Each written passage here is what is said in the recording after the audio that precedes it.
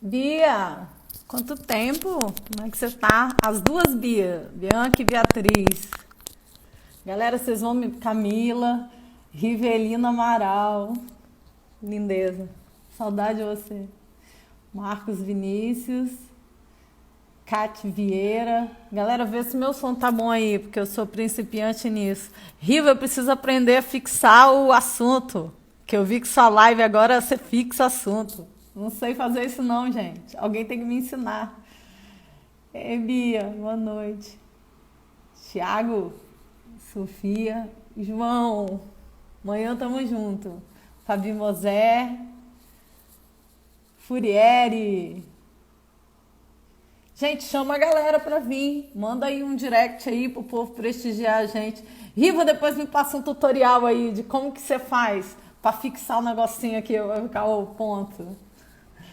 Gilson, Sidney Saraiva, Sidão, meu amigo, nossa, amigo de faculdade, querida. Boa noite, João.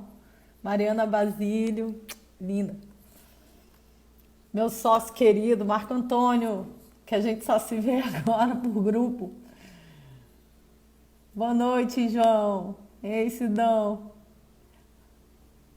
Saudade de você, viu? Da sua alegria. É bom esses negócios que a gente aproxima, né? Boa noite, Marco. Tô esperando o professor Tiago aqui entrar para falar com a gente. Falou que estava vindo.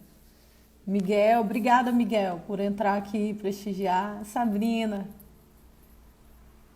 A gente podia ficar batendo papo, né? Enquanto o doutor Tiago não entra. Thaís Cunha. Boa noite, Sabrina. Eita, isso. Eu, né? Sou bem eu, né? O modelo do curso.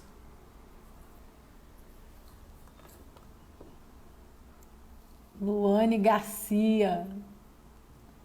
Ei, Luane, você tá em Barra de São Francisco, né, Luane? Pessoal tudo confinado. Quem é do interior voltou para suas casas.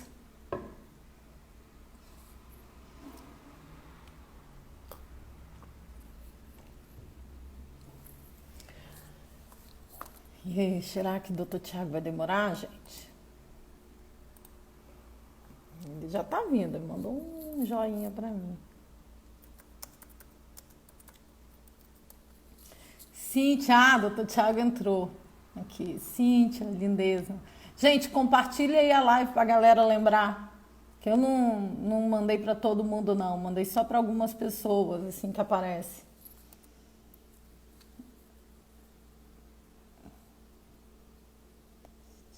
Bota aí que tá gostando no coraçãozinho. Ah, Dilamara, minha linda. Amanhã a gente tá junto. Ei, doutor Tiago. Ei, Marta, tudo jóia? Tudo Tudo. Tô aqui bem? aproveitando para bater papo com o povo aqui. Opa, que Matar bacana! saudade, Boa noite esperando a o todos pessoal aí. entrar. Boa Esperando as noite a pessoas todos. entrarem. Boa Isso aí. noite. Ó, gente, compartilha aí, chama os colegas, dá um coraçãozinho pra gente aí, pra gente ter mais gente aqui fazendo pergunta e participando com a gente. Ó, outra de Barra de São Francisco. É um povo daí, o pessoal não faz direito em Barra de São Francisco, não, Luane? Bacana, bacana.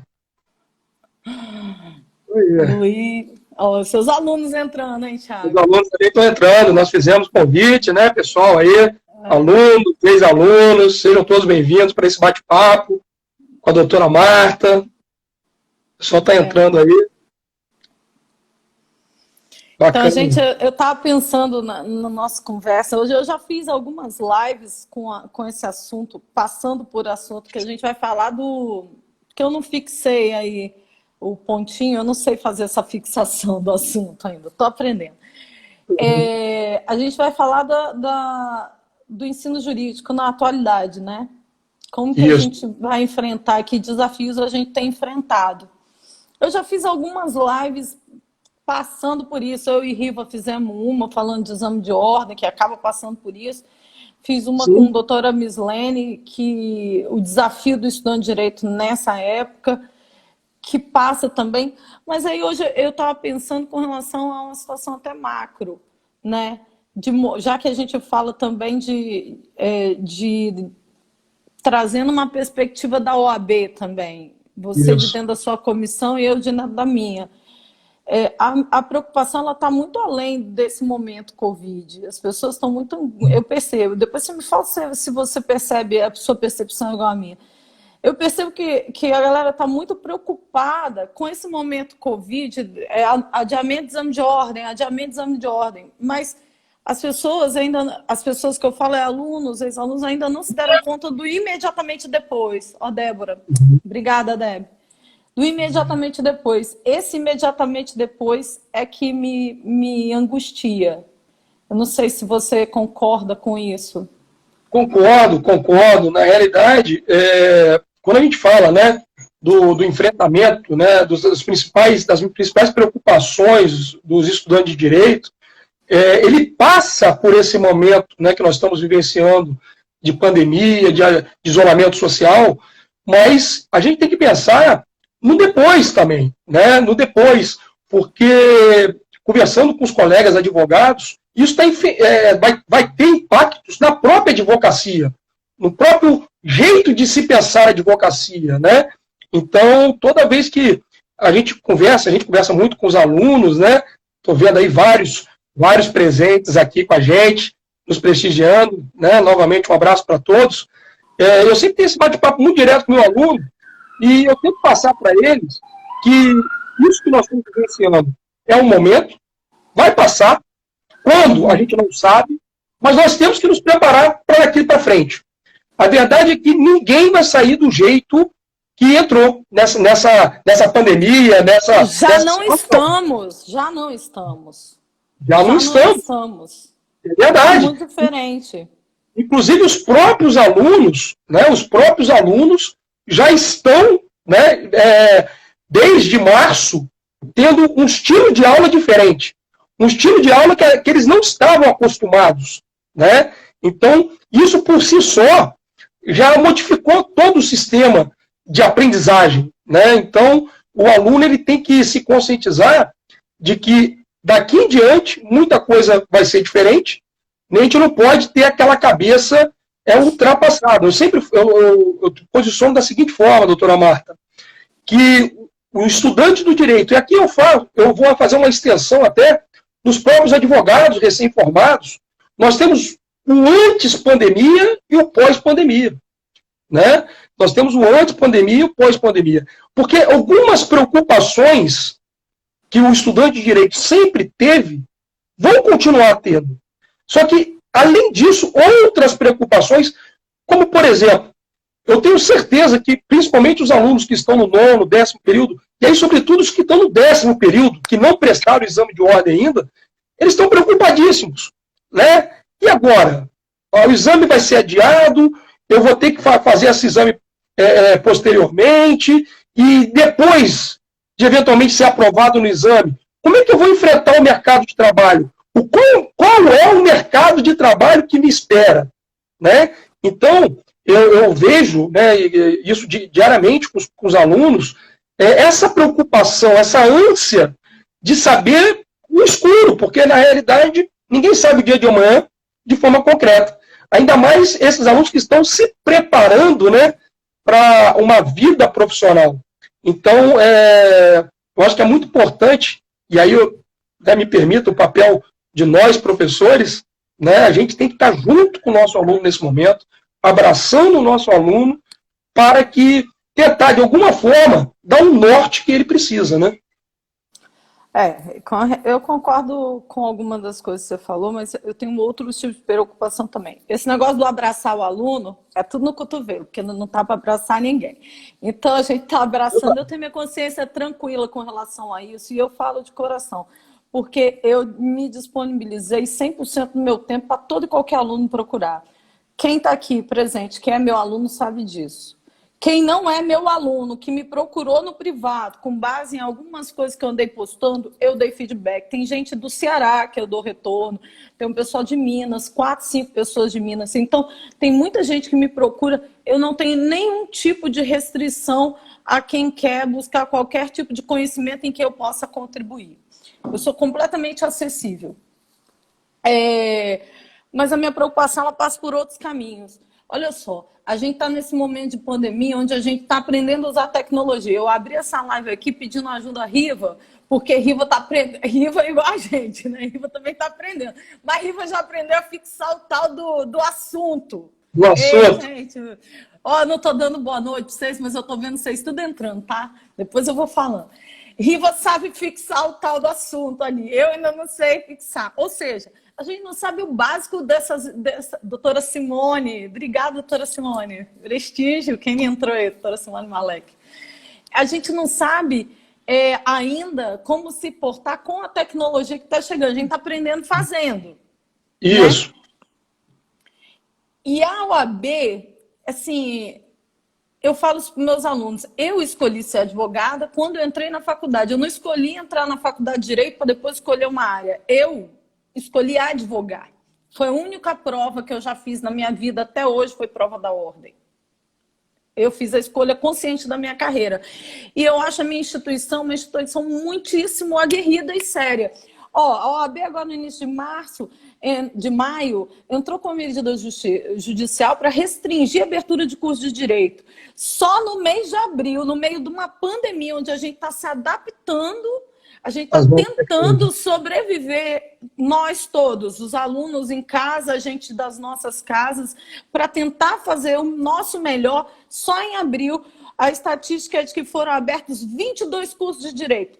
Mais de 2.980 vagas de Direito foram disponibilizadas. Que tipo de qualidade de ensino vai sair daí? Aí a OAB foi além.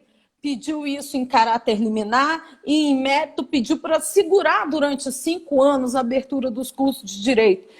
Assim, muito embora exista essa regra de livre mercado e tal, garantido constitucionalmente, a nossa profissão é a única que consta da Constituição, no seu artigo 133.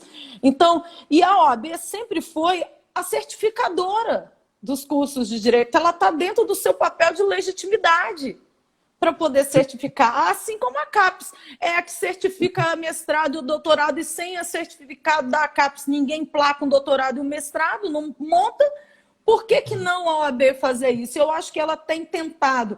A nossa seccional, eu até enquanto coordenadora do curso, substituindo a professora Larissa, eu cheguei a participar. Ó, meu irmão, saudade de você, meu irmão mora em São Paulo, não o vejo desde dezembro, ao coração. Na época que eu estava lá na coordenação com o professor Ricardo, eu cheguei a participar de um projeto de selo da OAB para ela certificar a qualidade de ensino das instituições jurídicas, sabe, com os requisitos sérios para poder elevar o nível do ensino. Hoje eu vejo que a gente tem alunos, e eu não jogo leve com os meus alunos, eu falo isso dentro, eu tenho um local de fala para dizer o que eu falo, porque eu não passo a mão na cabeça deles. Eles têm tudo que eles querem, porque eu sou muito aberta, mas eu não fico maquiando o futuro para ninguém. Cara, não tem mistério. A OAB não é segregadora, a OAB não faz reserva de mercado. A única responsabilidade para quem não passa na prova da ordem é do próprio cara, porque não tem, é um concurso ao qual não tem limite de vagas. Você é o único concorrente. A senhora abordou um assunto importante, doutora, que isso eu também falo sempre para os meus alunos, principalmente os alunos que estão entrando na faculdade. Hoje, cada vez mais, nós nos deparamos com alunos com 17 anos, né, até 16 anos, às vezes, dependendo, com alunos que estão realmente bem crus, né, no sentido de experiência de vida mesmo, né? E aí, muitos perguntam assim, professor, é difícil se formar em Direito? Né? É difícil eu me formar em Direito? Aí eu costumo dizer o seguinte, não, se formar em Direito não é difícil. Né? Você vai se formar. Muitíssimo fácil, inclusive. Eu falo isso, eu falo o seguinte, olha, se você está se matriculando numa faculdade, Obviamente, se não acontecer nada, né, externo, de repente uma situação de saúde ou financeira, enfim, você vai se formar. Eu sempre falo isso, você vai se formar. Então não é difícil você se formar em direito, muito pelo contrário, né? Você vai se formar. Agora, quando me pergunto, professor, é difícil ser um profissional da advocacia, um profissional do direito? Aí eu falo, opa, aí é muito difícil. Porque uma coisa é você se formar, e hoje, eu não sei se a senhora vem reparando, nós estamos formando muito alunos expert em caderno, né? Expert em resumos, e não tem mais aquele aluno que tem aquele prazer de ir a uma biblioteca, pesquisar um livro, ler uma boa doutrina. Então, eu falo o seguinte, olha, se você está passando a faculdade toda, só com a aulinha, a aulinha que você está vendo do professor, aquela anotaçãozinha que você fez no caderno, e você acha que você vai se preparar, olha, você está muito enganado. E digo mais, eu tenho uma percepção que o aluno, às vezes, chega no 10º período, hoje em dia, na minha época, né, sem querer entregar a idade, você tinha que se formar, né, para prestar o exame de ordem. Então, hoje existe essa facilidade que o aluno, no 9º período, já pode prestar o exame. Tem 3 provas anuais. Na nossa época, não. Na minha época, pelo menos, não, né, doutor? Você tinha que se formar, era uma prova por ano, e se você não... Até 3, mas a OAB escolhia se daria ou não a prova. E aí você teria que esperar. Então, olha que situação que acontecia, né? Então, aí eu sempre falo isso, olha, se formar em direito, não é difícil. Passar no exame de ordem, hoje a gente sabe que existem várias técnicas para você passar no exame de ordem também. Então, o aluno ele pode se preparar tecnicamente para passar no exame de ordem. E às vezes o aluno chega depois com aquela carteirinha, com a vermelhinha, né, que a gente fala na mão, professor, agora eu sou advogado. Quando ele fala isso, às vezes me passa... às vezes me bate, quando fala assim, professor, tô com a carteirinha, tô com a vermelhinha na mão, sou advogado. Às vezes eu chego e fico arrepiado quando falo isso, lógico, né? A gente pensa, e tem muita coisa que a gente pensa, a gente não fala, né? Fala, coitado, não sabe de nada, né? Não sabe de nada. Não sabe o que é ser advogado ainda. Porque não é porque você... Desculpa. Não é porque você tem uma carteira na mão que você está preparado para advogar. Que você está preparado para enfrentar o dia a dia. Você está preparado para enfrentar as adversidades que a profissão impõe, né? Então, vai muito além, e isso o próprio aluno, durante o curso, eu falo que o aluno ele tem que se preparar desde o 1º período, ele já tem que ir se preparando, não é esperar o 9º, 10º período para fazer cursinho preparatório, não, desde o início ele já tem que ir se preparando, pensando na ordem, pensando na advocacia dele, né? Pensando na vida profissional, porque eu costumo dizer, na minha época de graduação, eu estudei com vários colegas que os pais, por exemplo, tinham cargos no judiciário, cargos no Ministério Público. Então, o pessoal levava assim mais ou menos, porque sabia que lá na frente, né, teria um cargo comissionado aqui, ali, né? E eu sempre, desde o 1º período, eu sempre coloquei na minha cabeça que eu queria advocacia para a minha vida. Eu queria ser um advogado.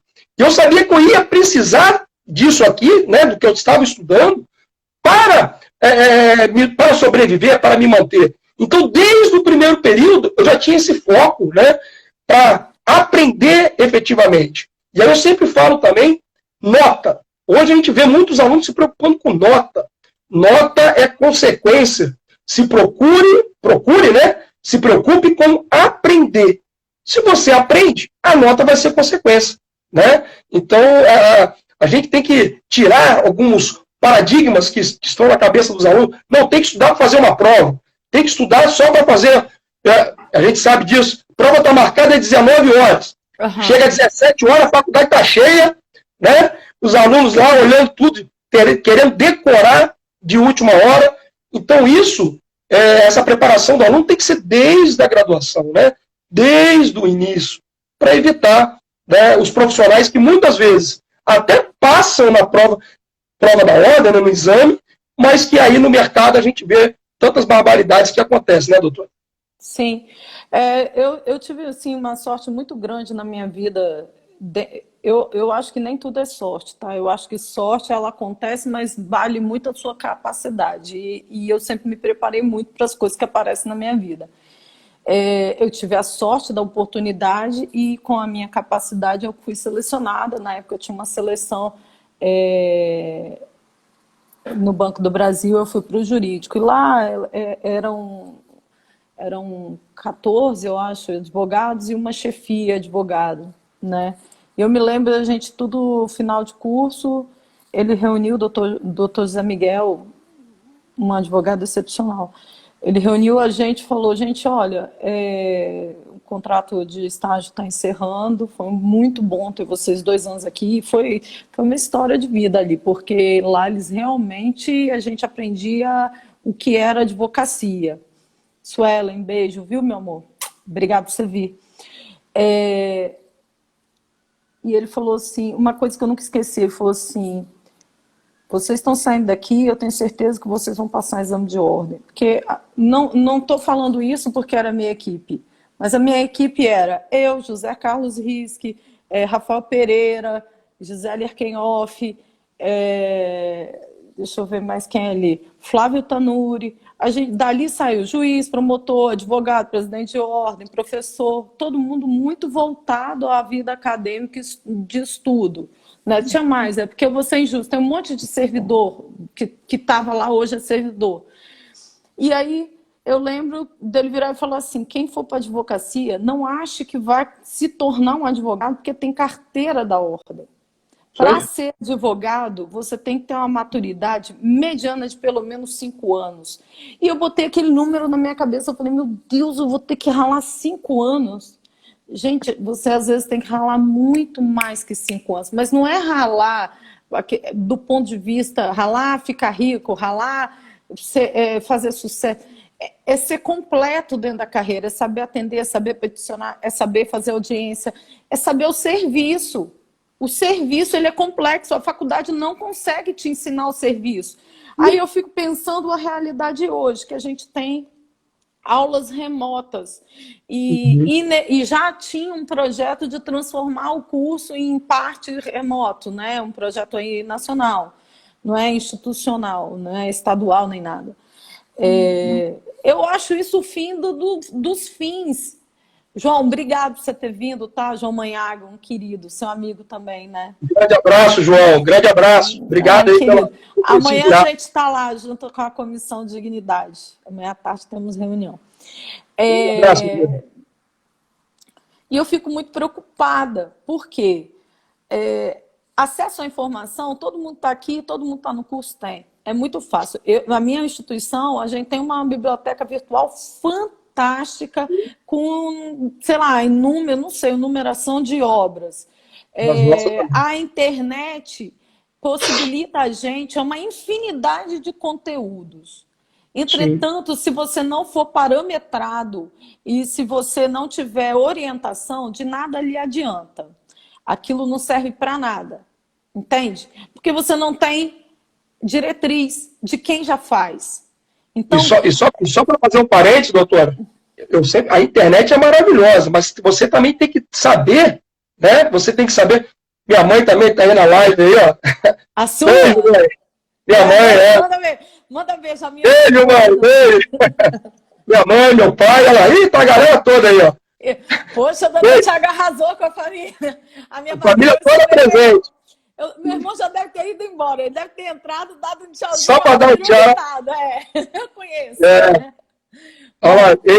Mas Estênio, estudou comigo? Grande abraço, Estênio. Grande abraço para você. Então, assim, aí uma pessoa de conhecimentos medianos, não vamos falar dos gênios, não. Lendo o 319 do CPC, ela estrutura uma petição inicial. Ele é uma fórmula, com tudo que você precisa. Mas se você não tem um professor para te direcionar de quais são, como você argumenta para chegar naquilo que você quer, ela não vai passar de uma fórmula. Você tem que saber a aplicação dessa fórmula. E as pessoas acham que porque direito requer muita leitura, é meio que muito mais fácil fazer via EAD, não teria problema. Muito pelo contrário, o caráter social do curso ele é enorme. A grande questão do direito, em termos de advocacia, é o poder de argumentação. Isso daí você não aprende lendo. Sim. Isso é uma vivência. Isso prática, é uma prática. Né? É conteúdo versus prática. E eu vejo hoje que você está falando negócio de nota, tem se preocupado muito em aplicação de nota para não frustrar, para manter coeficiente. Olha aqui, coeficiente não leva ninguém a lugar nenhum sozinho. Concordo plenamente. Sozinho. Doutor Pedro Carvalho, obrigada por nos prestigiar. Então, assim, eu tenho muita preocupação, esse movimento da OAB em restringir essa disseminação indiscriminada de curso da OAB, eu acho extremamente legítimo, eu acho muito bem feito e fundamentado. Eu acho que o exame de ordem, e me perdoem aqueles que discordam, o exame de ordem hoje, se comparado ao exame de ordem na nossa época, é uma brincadeira. Não estou desmerecendo de forma nenhuma, mas você não tem como criar uma base de comparação em termos de pressão versus dificuldade. Não tem. Tanto é assim que a gente poderia até levar, não sei se você lembra, né? Material de consulta na segunda fase. Não dava tempo. Você lembra que as pessoas chegavam para fazer a prova com aquelas malas de viagem, lotadas de doutrina, e não ia usar nada, né? Porque não dava tempo, né? Eu vou além. Não é que eu acho que o exame de ordem ele é a facilidade, só que hoje ele não chega nem um ínfimo de fração perto do que você vai viver. Não. Na nossa época, a gente, além da questão da pressão de você não saber quando ia fazer exame de ordem, a gente não tinha internet, era livro mesmo, não tinha resuminho, não. Eu quase morro de raiva quando eu passo um tema para o menino fazer um trabalho ou estudar, porque aquele conteúdo, ele fala assim, qual parte do capítulo eu tenho que estudar? Eu tenho vontade de morrer quando a pessoa pergunta isso. Ela tem que ler o livro inteiro para ter um entendimento globalizado das coisas. Ou então quando é trabalho em grupo também, né? Você passa um tema para o grupo, qual é a minha parte do trabalho? Não, sua parte é tudo. Você tem que saber tudo. Né? O trabalho em grupo é isso. Você tem que saber tudo e, obviamente, né, na hora de apresentar, tal, você pode dividir. Mas o seu trabalho em si é tudo. Você tem que saber, pelo menos, o seu trabalho como um todo. Né? A gente tem uma geração high-tech aqui, que é tudo muito de imediato, é tudo muito retorno rápido. Eu sou uma pessoa que eu tento me atualizar dentro de tudo no máximo que eu consigo. Eu não sou uma pessoa muito tecnológica, mas eu me esforço bastante para tentar acompanhar. Com relação a isso, eu acho que eles não vão ter muito problema, essa geração nossa. Porque a tendência é tudo se digitalizar. Né? Tanto que essa semana passada para cá, você abria o site do TJ, não sei se você chegou a abrir, já mudou a configuração, já tem previsão de PJE e tudo. Né? Eu acho que nisso o advogado antigo sofre um pouco mais, ou aquela pessoa que está fora um pouquinho do mercado, quer entrar, só porque isso também não é ensinado na faculdade. A gente não ensina manuseio de processo eletrônico na faculdade. Isso é um outro ponto que eu acho que as faculdades, elas não sei, de repente... elas deveriam passar esse tipo de coisa para o aluno, porque o aluno, às vezes, ele sai da faculdade com muita teoria na cabeça, mas não sabe operacionar, né, isso aí na prática. Então, hoje em dia, se o aluno do direito, e isso é uma das preocupações e um dos grandes desafios do aluno do direito atualmente, é ele se preparar efetivamente para esse mercado, para esse novo mercado, no qual boa parte das demandas são por meios digitais. Já passou a época de você entrar nos escritórios de advocacia e ter aquelas pilhas de processos, né? Hoje hoje é tudo digitalizado, hoje é uma outra mentalidade. Né? A Denise está falando aqui, ei Lívia, minha querida amiga, obrigada. A Denise está falando aqui, as pessoas entram muito jovens na faculdade, eu em uma faculdade com 18 e outra com 40. Denise, obviamente que a maturidade de quem tem 18 se comparado com uma pessoa de 40 anos, a gente não compara. Mas eu vou usar discordar de você hoje. Hoje o meu público de alunos é uma média de 22 até 25 e pessoas até mais velhas. O público da manhã, que são os alunos no matutino, eles são um pouco mais jovens. Mas a minha exceção são alunos de 18 anos, de 17 anos. Não tem muito aluno nessa idade mais. Até porque hoje a gente tem diversas possibilidades para que esse aluno ou para que essa pessoa que não teve oportunidade lá atrás de ingressar num curso superior, hoje possa sustentar. Tem convênio, tem FIES, tem um monte de jeito de pagar uma faculdade particular. Então, hoje eu acho muito mais heterogêneo esse público de alunos. Pode ser que na federal ou em outras particulares tenham. A minha realidade, eu vejo um público muito misturado e a exceção são os de 18. Não é a minha maioria. A Denise é minha aluna, né? Minha aluna lá em Guarapari. Né, Denise? Grande abraço para você. Talvez ela esteja até falando da realidade que ela vivencia. Pode ser. Lá na faculdade, nós temos realmente um público muito jovem, né? Um público muito jovem, alunos muito que, como eu estava dizendo, entram muito imaturos na faculdade. E ela, né, por ter mais essa experiência, Denise é servidora do TRT aqui do Estado, né, Denise? Ai, que bom. E Denise, a Denise, ela se depara, às vezes, né, com algumas imaturidades dos colegas, que para ela já não. Né? Então, mas, talvez Thiago, ela até se referindo a isso, né, Denise? Eu vou discordar de novo. E não é afronta, não, tá, Denise? Eu vou discordar de novo, vou falar por quê. Na nossa época, qual que era a média de entrar na faculdade, Thiago? 17 anos. 90% tinha 17 anos. Já saía. A nossa geração, ela saiu com uma geração sólida de juristas. Entende? Não estou falando isso menosprezando de forma nenhuma. A questão é que esse imediatismo todo que a gente vem, presidente da nossa OAB aí, obrigada, Zé. Estamos falando do importantíssimo papel que a OAB tem feito com relação à certificação dos cursos de ensino superior e esse movimento da OAB federal em tentar restringir um pouco essa abertura indiscriminada de cursos de direito. E o quanto que é importante esse papel da nossa instituição. Bom, você é conciliadora no Sejusc, né? Um papel muito importante o do Sejusc. E tem tido um retorno muito legal. O Sejusc, ele funciona, para quem não sabe, com as conciliações lá no juizado, na Justiça do Trabalho, e tem feito um papel muito legal para quem milita na trabalhista. Os servidores estão muito preparados, não é porque a Denise está aqui, não. Particularmente, eu tenho um contato muito bom lá. Olha só, a minha questão é que os alunos, hoje, eles estão com essa característica, e aí, vindo com a questão da Denise, dos 18 anos e versus 40 anos, a característica imediatista da geração é que é o problema. A questão geração resumo, que eu estava falando. É isso aí. A geração que não lê, a geração que não procura uma biblioteca.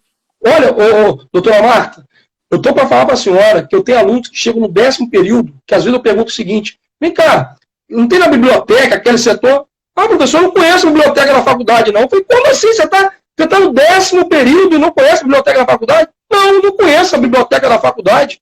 Né? Então, para a senhora ver como que esse imediatismo, isso vem fazendo com que a qualidade do ensino, e não apenas do direito, mas sobretudo do direito que requer uma carga de leitura, né? Talvez acima do normal aí, em relação aos demais cursos, faz com que o aluno ele fique naquele imediatismo só de resumo, só de caderno, E a doutrina, isso é aprofundar no conhecimento, isso fica em segundo plano.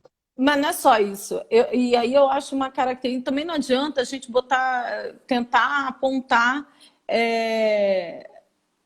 Quando a Lívia ela é acadêmica mesmo, ela está terminando o doutorado dela. Ela fala que fica com vontade de chorar quando o aluno não sabe onde fica a biblioteca. Lívia, mas a questão é que a partir do momento que houve a permissão, isso é uma opinião, a partir do momento que houve a permissão por aluno assistir aula com o celular ligado dentro de sala, gravar a aula durante a aula, né? Não estou nem falando agora, porque agora estamos vivendo tempos diferentes, né? Excepcionais. Mas, cara, eu me lembro assim, de uma das turmas que eu dei aula, que eu chegava, eles todos no celular, eu achava aquilo um absurdo, um insulto. É um desrespeito. É a questão do respeito ao seu próximo. Você não quer estar ali, não esteja ali. Mas aí ligar. E quando você possibilita disso, você tira da pessoa o objetivo que ela tem que ter. Que é estar ali, entender como funciona a área que ela escolheu. Cara, se você escolheu sentar ali e fazer direito, aquilo tem que ser o curso da sua vida. Aquilo não tem que ser seu plano B. Se aquilo é o curso da sua vida, você não deve ir obrigado. Você deve ir por amor e prazer. Nada que você faz obrigado, você vai ser bom o suficiente. Com certeza. Entende? Você tem que, simplesmente, aquilo tem que ser tudo que você tem de projeto na vida. Se você, depois que você se estabilizar, você faz investimentos. E aí, perfeito. Você faz investimento porque isso é inteligente. Agora, aquilo tem que ser o foco da sua vida profissional. Quando eu vejo o aluno de 9º período, 10º período, vindo de boné, chinelo, bermudão, as meninas com saia extremamente curta, regata e top, eu falo, não tem jeito, não entendeu ainda. E isso não é... Eu vou fazer uma live com uma pessoa que fala sobre linguagem corporal, que tem a ver com etiqueta profissional. Linguagem corporal e etiqueta profissional. Primeiro que tem regramento para isso, né? A gente tem aí as exigências, tanto que a OAB todo final de ano tem que ir lá no tribunal pedir para permitir nossos advogados, já que a gente é de um país tropical, para abrir a exceção do uso do paletó e da gravata, né? Deixar só na roupa social. Gente, eu falo isso muito nas minhas aulas, Thiago. Vou te chamar de Thiago, tá? Por favor. Você já tinha falado isso que eu podia, é porque é linguagem muito formal. Por favor. Agora, quando chega... Mandar um abraço aí para Janaína. Ei, Janaína, um abraço para você. Janaína, lá da Doctor. Grande abraço, Janaína. Tudo de bom. Obrigada, Janaína. Obrigada. Como eu dou aula no NPJ também, obrigada, doutor Gustavo de Campos. Sempre me prestigia. Muito obrigada por vir aqui um pouquinho me ver. E ver o doutor Thiago. Quando eu começo a dar aula do NPJ, a primeira aula que eu dou é sempre comportamental. Aquela pessoa que procura o núcleo de prática, ela é uma pessoa que vai ali porque ela não tem condições de ir em outro lugar. Ela não merece menos do que ser tratada com dignidade. Ela não merece menos. Ela não merece ser tratada com rispidez, ela não merece ser tratada com pressa, ela não merece ser tida como ignorante. Não, ela merece ser tratada igual um cliente quando vai no seu escritório, paga consulta para você. Até porque muitas que vão lá, só me permito, muitas pessoas que vão lá, né, e quem procura o núcleo de prática são pessoas menos favorecidas, elas acham na cabeça dela que estão sendo atendidas, inclusive, por advogados. Né? Sim, eu até falo isso. Ela olha o aluno ali como um advogado, como uma pessoa que ela vai confiar o problema dela para ser resolvido. Né? Então, tem esse parênteses aí também. E eu sempre falo isso. Eu falo, olha, a pessoa vem aqui... O mínimo que você pode fazer, o Cadan entrando. Obrigada, Cadan. É o Centro Acadêmico da Multivix. Super, super voltados ao desenvolvimento acadêmico. Muito obrigada. Vocês são obrigados, é obrigação de vocês tratarem essas pessoas com educação e respeito. Aí eu faço a seguinte transposição. Imagina você, porque tem a questão do regramento de vestimenta, né? Prof, mas a gente está na faculdade, que não sei o quê. Ok. Você está com seu pai com Covid, agora eu vou trazer o Covid, lá na fila lá do hospital sem ter como internar ele, porque falaram para você que não tinha leito. Você não tem opção. Ele está lá e ele vai morrer se ele não for para a UTI. Então você precisa de um advogado para achar um leito de hospital, entrar com uma medida judicial que propicie um leito de hospital para dar uma chance do seu pai ou do seu filho sobreviver. Aí você chega no escritório de advocacia e dá de cara com um cara com bonezinho para trás, cabelo pintado de verde. Gente, não tem preconceito com nada. Eu tô falando da linguagem, isso aí, do aspecto que a profissão exige. Aí você chega com cara de regata, chinelo. E aí, beleza? Sou advogado. E aí, o que você manda? Você vai entregar a vida do teu pai? É o bem da vida dessa pessoa. A forma que você se veste, a forma que você se porta, dá importância ao problema do outro. O problema dele é o maior problema da vida dele. E a gente tem que ter um mínimo de empatia com isso. Então, também tem um pouco de paciência, né, doutor? Um pouco de paciência, porque às vezes o cliente, isso também eu deixo isso bem claro, porque às vezes o cliente fica te procurando, te ligando. É a vida dele. Porque para ele é a vida dele, é de extrema importância. E tem gente que fala, pô, aquele cliente, né, tá perturbando de novo e tal. Mas a gente tem que entender o porquê, né? O porquê que aquele cliente está ali, por que ele está te procurando. Então, é tão bom, isso no NPJ, né? A gente também tem experiência em NPJ, eu sempre passo isso para os alunos, atenda aquela pessoa como se fosse o seu maior cliente. Falo isso sempre. A gente tem várias experiências quando isso ocorre.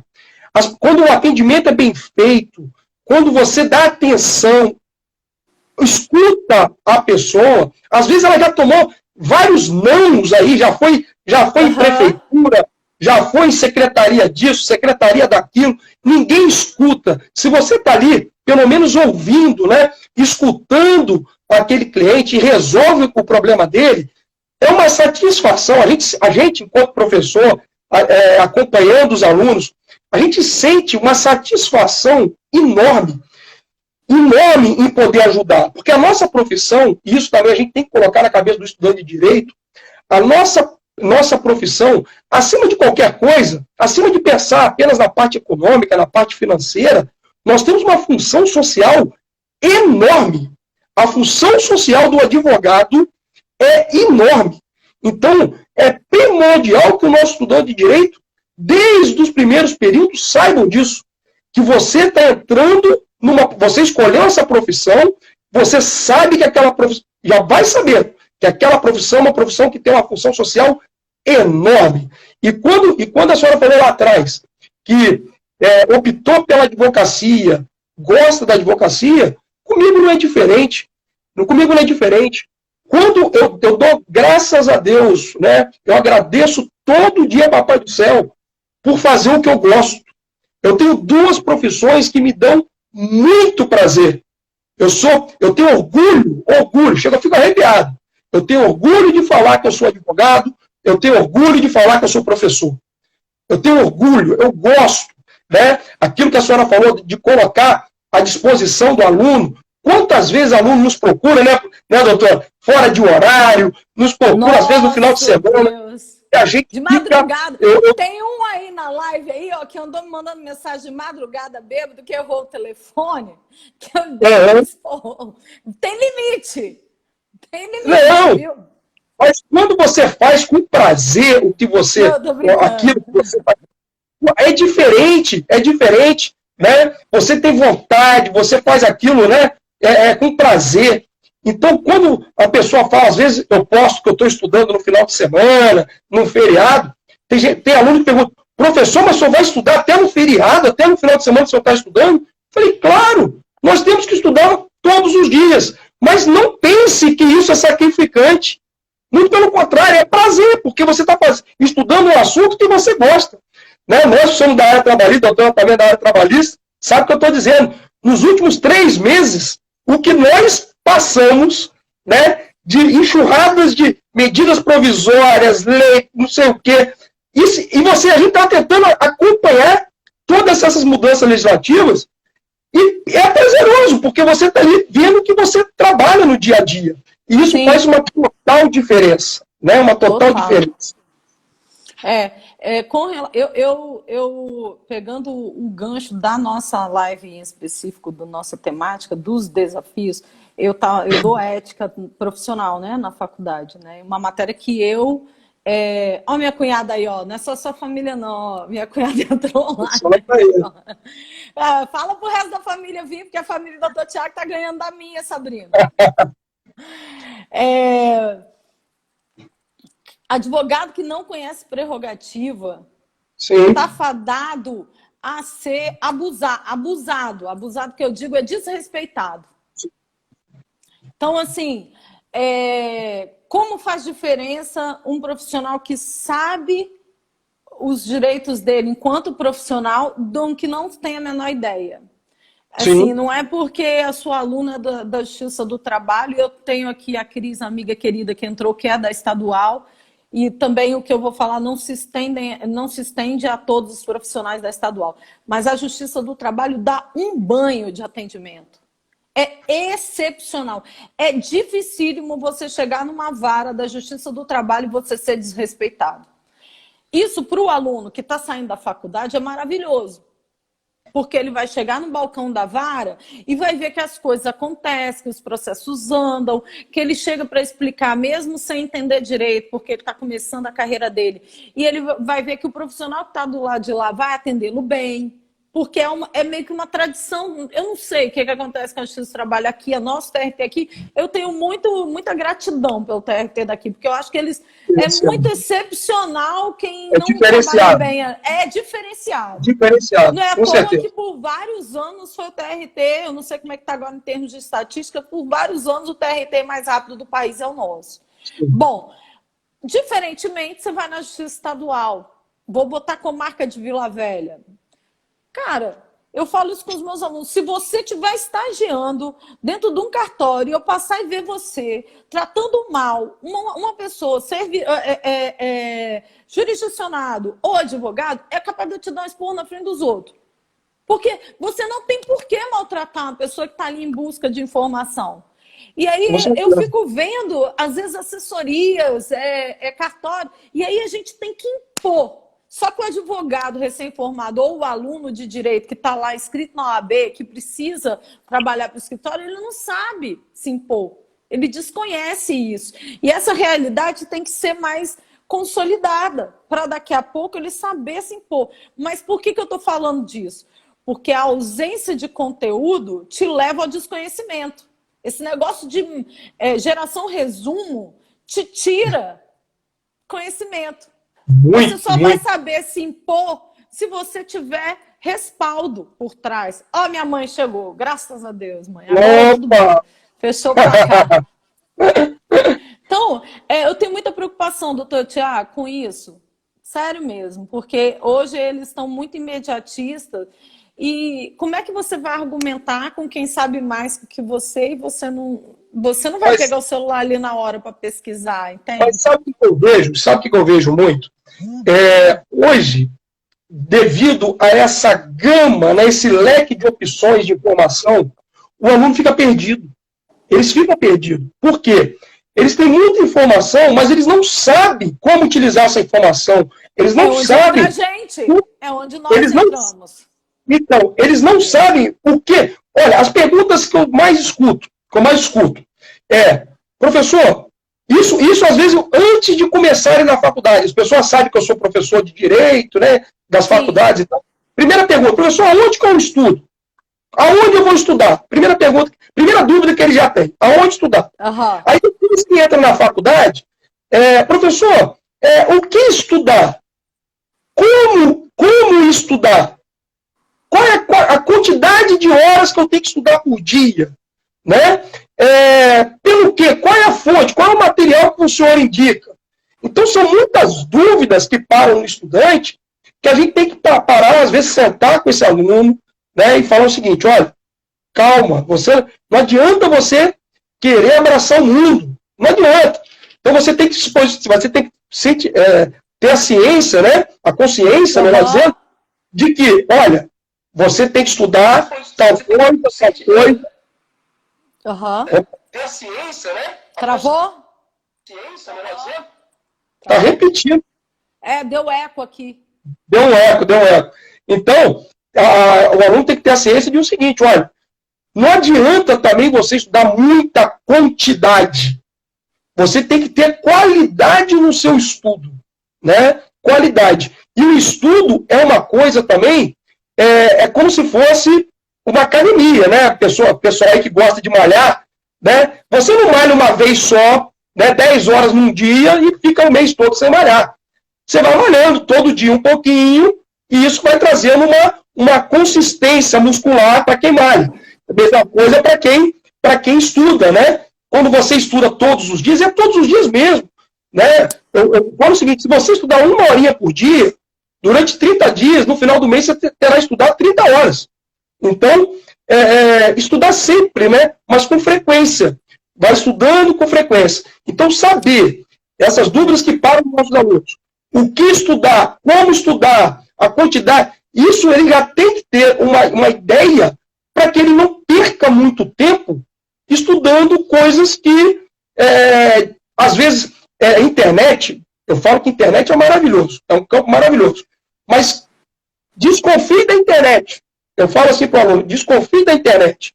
Comece a olhar a internet, vai pegar, você pode ter uma ideia, mas pegue um livro, ou então utilize um artigo de um autor já renomado, para você ter base no que você está falando. Porque a internet, qualquer um pode chegar, escrever alguma coisa e jogar na internet, e aí uma outra pessoa está fazendo um trabalho, está fazendo uma pesquisa, vai ver o seu artigo e vai achar que aquilo é verdade absoluta, quando na realidade a gente sabe que não é. Então é muito importante que o aluno, um dos desafios que eu acho que o aluno, muitos não percebem, que é na graduação que se tem um grande network. Né? Durante a graduação, Sim.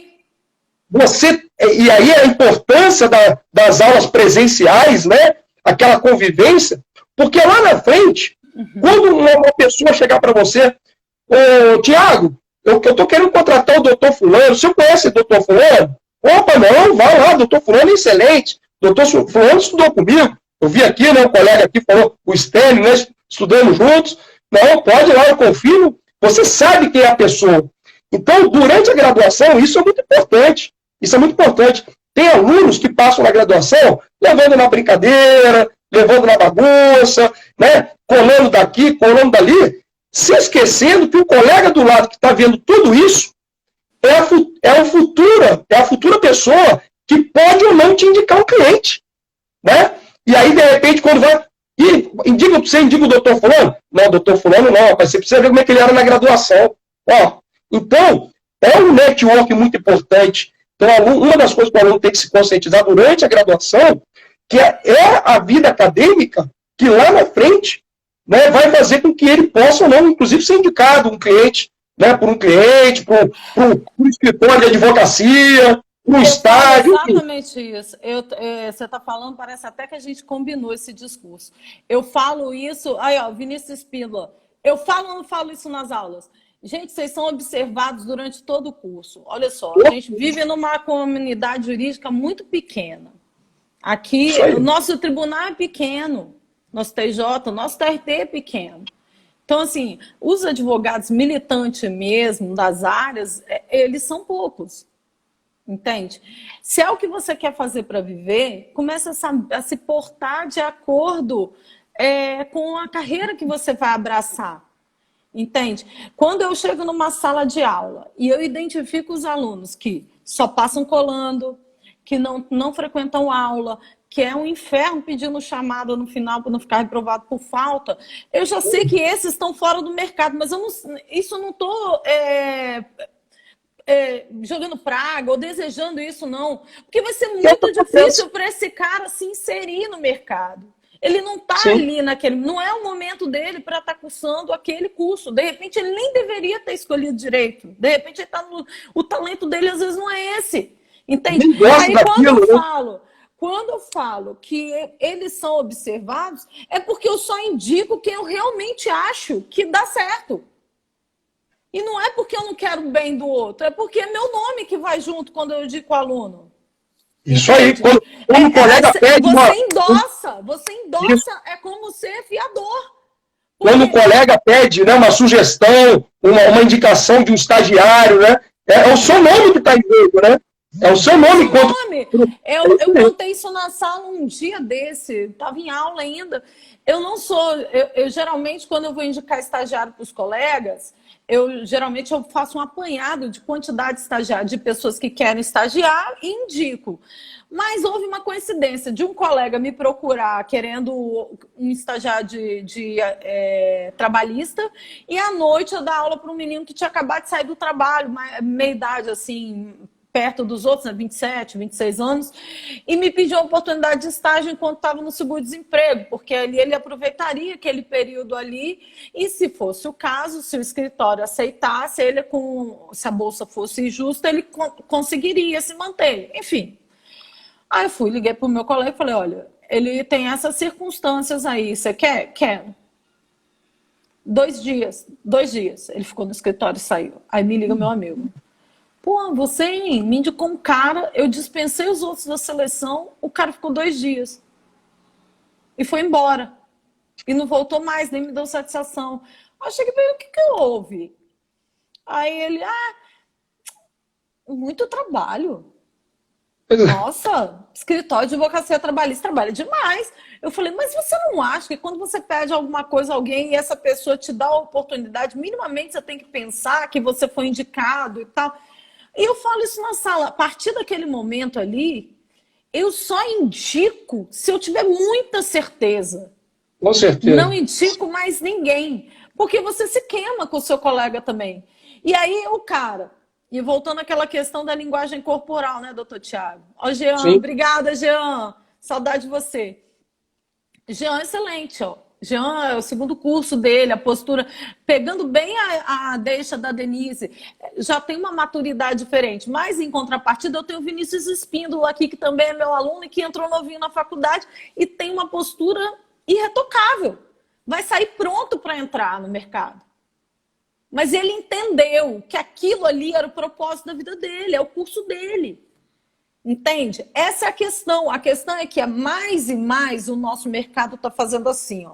Sim. Se você não entender que o curso que você está fazendo é o seu propósito, você não tem espaço mais. Não cabe mais gente. Não tem mais. Você vai fazer concurso? Beleza, faz concurso, mas estou falando para advocacia. A advocacia não tolera esse tipo de comportamento mais.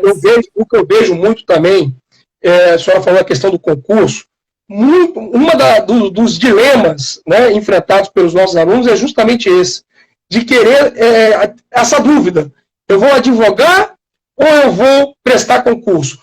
A única coisa que eu, particularmente, quando me falo, eu fico, assim, até apavorado. Apavorado é a palavra. É quando o aluno chega para mim e fala o seguinte, olha, eu vou me formar, eu vou prestar OAB e vou advogar enquanto não passar num concurso. Gente, quando falo isso... Vai ser ruim, não vai ser um bom advogado. E menosprezando a profissão tão grandiosa que é do advogado, quando a pessoa fala isso, eu já sei, olha, vai ser um profissional que não vai ter sucesso, e vai sair falando mal da advocacia, que a advocacia está saturada, que a advocacia tem muita concorrência, que a remuneração é baixa e não sei o quê. Mas lógico, porque a pessoa não se preparou. A pessoa quer fazer da advocacia uma aventura. E uma coisa que eu sempre ouvi, né, e olhar para a minha vida, a advocacia não é para aventureiros. A advocacia não é para aventureiros. A advocacia é para quem tem pulso forte, para quem, né, nosso presidente,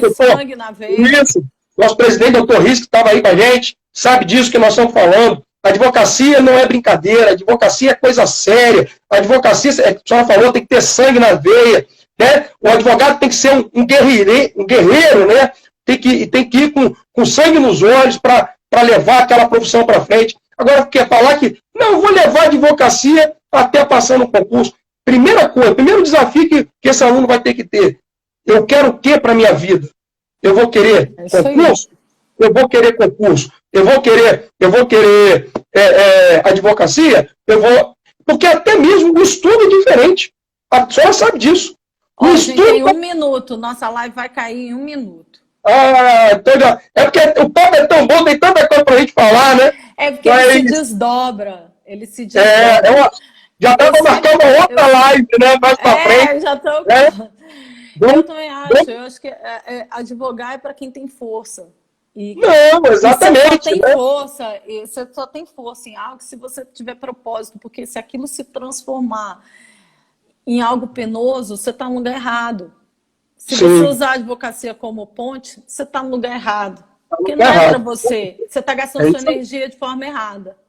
Com certeza. Thiago, a gente vai cair. Gente, eu queria agradecer a todo mundo, porque enquanto a gente está falando, às vezes a gente não consegue cumprimentar. Muito obrigada por todo mundo ter vindo nos ver. Tá, doutor Thiago, muita gratidão, tá? Te agradeço também, doutora, né? Essa live, agradeço a todos que estiveram aqui. Grande abraço.